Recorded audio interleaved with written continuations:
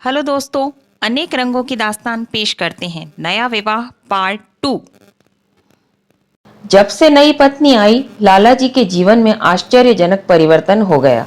दुकान से अब उतना प्रेम नहीं था। लगातार हफ्तों न जाने में भी उनके कारोबार में कोई हर्ज नहीं होता था। जीवन के उपभोग की जो शक्ति दिन दिन क्षीण हो जाती थी, वह अब छींटे पाकर सजीव हो गई थी।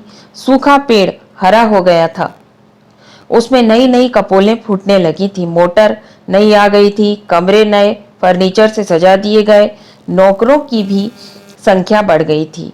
रेडियो आ पहुंचा था और प्रतिदिन नए नए उपहार आते रहते थे। लाला जी की बूढ़ी जवानी जवानों की जवानी से भी प्रखर हो गई थी।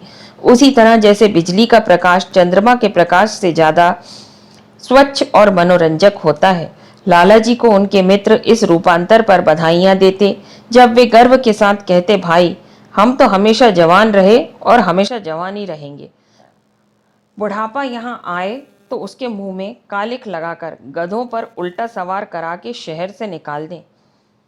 जवानी और बुढ़ापे को ना जाने क्यों लोग अवस्था से संबद्ध कर देते हैं। जवानी का उम्र से उतना ही संबंध है जितना धर्म का आचार से, रुपये का ईमानदारी से, रूप का श्रृंगार से।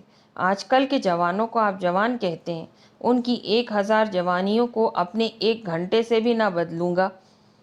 मालूम होता है उनकी जिंदगी में कोई उत्साह ही नहीं, कोई शौक नहीं। जीवन क्या है, गले में पड़ा हुआ एक ढोल है। यही शब्द घटा बढ़ाकर वे आशा के हृदय पटल पर अंकित करते रहे थे। उससे बराबर सिनेमा, थिएटर और दरिया की सैर के लिए आग्रह करते, लेकिन आशा को ना जाने क्यों इन बातों में जरा भी रुचि न थी। वह जाती तो थी, मगर बहुत टाल टूट करने के बाद। एक दिन लाला जी ने आकर कहा, चलो आज बजरे पर दरिया की सैर करें। वर्षा के दिन थे, दरिया चढ़ा हुआ था। मेघमालाएं अंतर्राष्ट्रीय सेनाओं की भांति रंग बिरंगी वर्दियां पहने आकाश में कवायद कर रही थीं। सड़क पर लोग मलार और बारहमासा गीत गाते चलते थे। बागों में झूले पड़ गए थे। आशा ने बेदिली से कहा, मेरा जी तो नहीं चाहता। लाला जी ने मृदु प्रेरणा के साथ कहा, तुम्हारा मन कैसा है जो आमोद प्रमोद की ओर आकर्षित नहीं होता। चलो जरा दरिया की सैर कर देखो। सच कहता हूँ, बजरे पर बड़ी बहार रहेगी। आप जाएं, मुझे और कई काम करने हैं। काम करने को आदमी हैं, तुम क्यों काम करोगी? महाराज अच्छे सालन नहीं पकाता, आप खाने बैठेंगे तो यूं ही उठ जाएंगे। आशा अपने अवकाश का बड़ा भाग लाला जी के लिए तरह तरह के भोजन पकाने में ही लगाती थी। उसने किसी से सुन रखा था कि एक विशेष अवस्था के बाद पुरुष के जीवन का सबसे बड़ा सुख रसना का स्वाद ही रह जाता है। लाला जी की आत्मा खिल उठी। उन्होंने सोचा था कि आशा को उनसे कितना प्रेम है कि वह दरिया की सैर को उनकी सेवा के लिए छोड़ रही है। एक लीला थी कि मान ना मान चलने को तैयार रहती थी, पीछा छुड़ाना पड़ता था। खामखा सिर पर सवार हो जाती थी और सारा मजा किरकिरा किए कर देती थी। स्नेह भरे उल्हानों से बोले, तुम्हारा मन भी विचित्र है। अगर एक दिन सालन फीका ही रहा तो ऐसा क्या तूफान आ जाएगा। तुम तो मुझे बिल्कुल निकम्मा बनाए देती हो। अगर तुम ना चलोगी तो मैं भी ना जाऊंगा। आशा ने जैसे गले से फंदा छुड़ाते हुए कहा, आप भी तो मुझे इधर उधर घुमाकर मेरा मिजाज बिगाड़ देते हैं। यह आदत पड़ जाएगी तो घर का धंधा कौन करेगा। मुझे घर के धंधों की रत्ती भर भी परवाह नहीं है, बाल की नोक बराबर भी नहीं। मैं चाहता हूँ कि तुम्हारा मिजाज बिगड़े और तुम गृहस्थी की चक्की से दूर रहो। और तुम मुझे बार बार आप क्यों कहती हो? मैं चाहता हूँ कि तुम मुझे तुम कहो, तू कहो, गालियाँ दो, धौल जमाओ। तुम तो मुझे आप कह के जैसे देवता के सिंहासन पर बिठा देती हो। मैं अपने घर में देवता नहीं, चंचल बालक बनकर रहना चाहता हूँ। आशा ने मुस्कुराने की चेष्टा करके कहा, भला मैं आपको तुम कहूँगी? तुम बराबर वालों को कहा जाता है कि बड़ों को? मुनीम ने 1 लाख के घाटे की खबर सुनाई होती तो भी लाला जी को इतना दुख ना होता जितना आशा के इन कठोर शब्दों से हुआ। उनका सारा उत्साह, सारा उल्लास जैसे ठंडा पड़ गया। सिर पर बांकी रखी हुई फूलदार टोपी, गले में पड़ी हुई जोगिए रंग की चुनी हुई रेशमी चादर, वह तंजेब की बेलदार कुर्ता जिसमें सोने के बटन लगे हुए थे, यह सारा ठाट कैसे उन्हें हास्यजनक जान पड़ने लगा, जैसे वह सारा नशा किसी मंत्र से उतर गया हो। निराश होकर बोले, तो तुम्हें चलना है या नहीं? मेरा जी नहीं चाहता तो मैं भी ना जाऊंगा। मैं आपको कब मना करती हूँ? फिर आप कहा। आशा ने जैसे भीतर से जोर लगाकर कहा, तुम, और उसका मुखमंडल लज्जा से आरक्त हो गया। हाँ, इसी तरह तुम कहा करो। तो तुम नहीं चल रही हो? अगर मैं कहूँ तुम्हें चलना पड़ेगा तब चलूंगी। आपकी आज्ञा मानना मेरा धर्म है। लाला जी आज्ञा न दे सके। आज्ञा और धर्म जैसे शब्द उनके कानों में चुभने से लगे। खिसियाए हुए बाहर को चल पड़े। उस वक्त आशा को उन पर दया आ गई। बोली, तो कब तक लौटोगे? मैं नहीं जा रहा। अच्छा, तो मैं भी चलती हूँ। जैसे कोई जिद्दी लड़का रोने के बाद अपनी इच्छित वस्तु पाकर उसे पैरों से ठुकरा देता है, उसी तरह लाला जी ने मुंह बनाकर कहा, तुम्हारा जी नहीं करता तो ना चलो। मैं आग्रह नहीं करता। आप नहीं, तुम बुरा मान जाओगे। आशा गई, लेकिन उमंग से नहीं। जिस मामूली वेश में थी उसी तरह चल खड़ी हुई। ना कोई सजीली साड़ी, ना जड़ाऊ गहने, ना सिंगार, जैसे कोई विधवा हो। ऐसी ही बातों पर लालाजी मन में झुंझला उठते थे। विवाह किया था जीवन का आनंद उठाने के लिए, झिल मिलाते हुए दीपक में तेल डालकर उसे और चटक करने के लिए। अगर दीपक का प्रकाश तेज ना हुआ तो तेल डालने से क्या लाभ?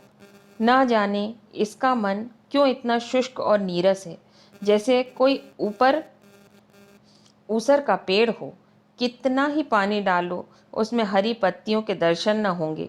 जड़ाऊ गहनों से पटी पेटियां खुली हुई हैं। कहाँ कहाँ से मंगवाए हैं, दिल्ली से, कलकत्ते से। कैसी कैसी बहुमूल्य साड़ियाँ रखी हुई हैं, एक नहीं सैकड़ों, पर केवल संदूक में कीड़ों का भोजन बनने के लिए। दरिद्र घर की लड़कियों में यही ऐब होता है। उनकी दृष्टि सदैव संकीर्ण रही है। न खा सके, न पहन सके, न दे सके। उन्हें तो खजाना भी मिल जाए तो यही सोचती रहेंगी कि खर्च कैसे करें। दरिया की सैर तो हुई, पर विशेष आनंद न आया। कई महीने तक आशा की मनोवृत्तियों को जगाने का असफल प्रयत्न करके लालाजी ने समझ लिया कि इसकी पैदाइश ही मुहर्रमी है। लेकिन फिर भी निराश न हुए। ऐसे व्यापार में एक बड़ी रकम लगाने के बाद वे उसमें अधिक से अधिक लाभ उठाने की वाणिक प्रवृत्ति को कैसे त्याग देते। विनोद की नई नई योजनाएं पैदा की जाती। ग्रामोफोन अगर बिगड़ गया है, गाता नहीं या साफ आवाज़ नहीं निकलती तो उसकी मरम्मत करानी पड़ेगी। उसे उठाकर रख देना तो मूर्खता है। इधर बूढ़ा महाराज एकाएक बीमार होकर चला गया था, तो उसकी जगह उसका 17-18 साल का जवान लड़का आ गया था। कुछ अजीब गवार था, बिल्कुल झंगड़ उज्जड। कोई बात न समझता था। जितने फुलके बनाता उतनी तरह के। हाँ, एक बात समान होती, सब बीच में मोटे होते, किनारे पतले। दाल तो कभी इतनी पतली जैसे चाय, कभी इतनी गाढ़ी जैसे दही। नमक कभी इतना कम कि बिल्कुल फीकी, और कभी इतना तेज कि नींबू का शौकीन। आशा मुंह हाथ धोकर चौके में पहुंच जाती और इस डपोर शंख को भोजन पकाना सिखाती। एक दिन उसने कहा, तुम कितने नालायक आदमी हो जुगल। आखिर इतनी उम्र तक तुम घास खोदते रहे या भाड़ झोंकते रहे कि फुलके तक नहीं बना सकते। जुगल आंखों में आंसू भरकर कहता, बहू जी, अभी मेरी उम्र ही क्या है, 17वां ही तो पूरा हुआ है। आशा को उसकी बात पर हंसी आ गई। उसने कहा, तो रोटियां पकाना क्या 10-5 साल में आता है?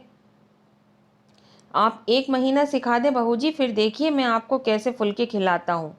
जी खुश हो जाए। जिस दिन मुझे फुलके बनाने आ जाएंगे मैं आपसे कोई इनाम लूँगा। सालन तो अब मैं कुछ कुछ बनाने लगा हूँ। क्यों?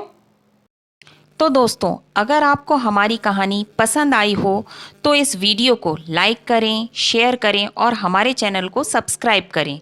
ऐसी इंटरेस्टिंग स्टोरीज के लिए हमारे चैनल पर बने रहें और प्लीज़ अपना सपोर्ट बनाए रखें। Stay tune. Thank you.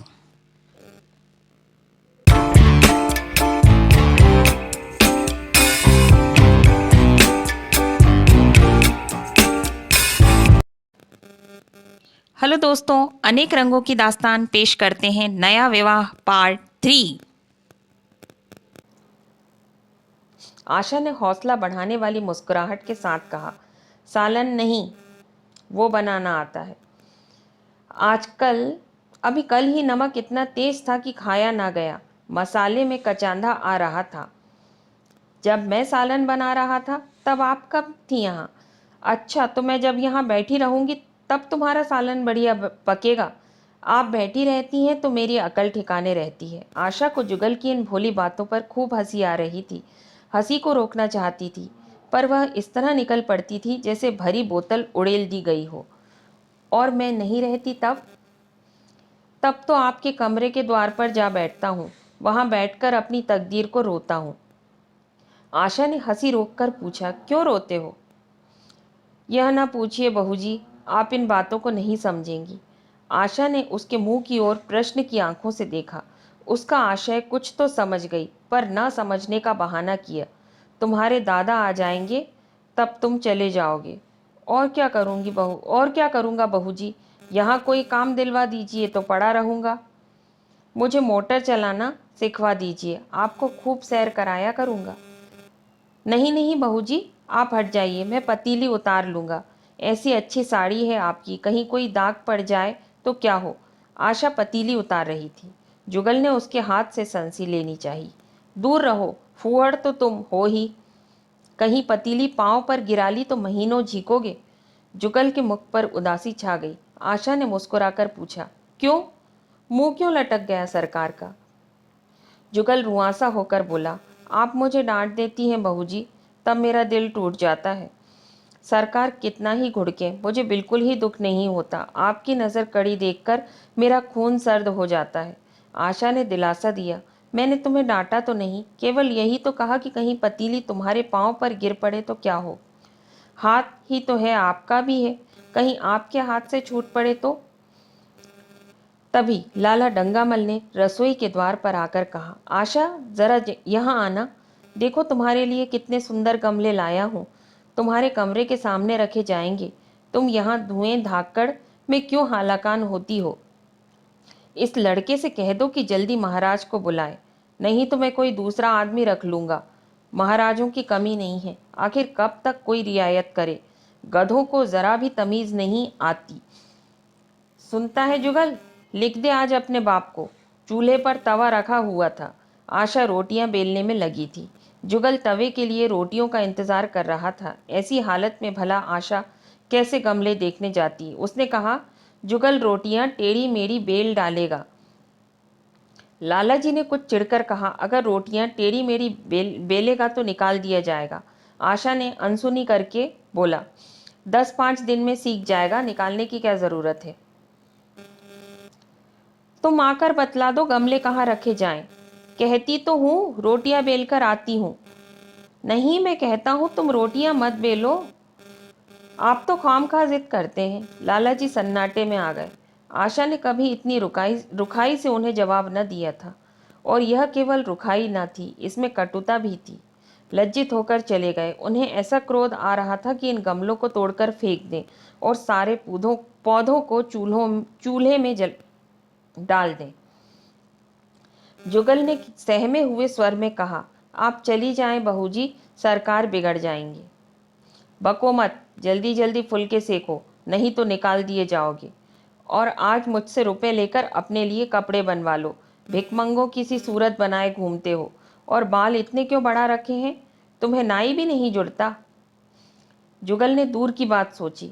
बोले, कपड़े बनवा लूं तो दादा को हिसाब से क्या दूंगा?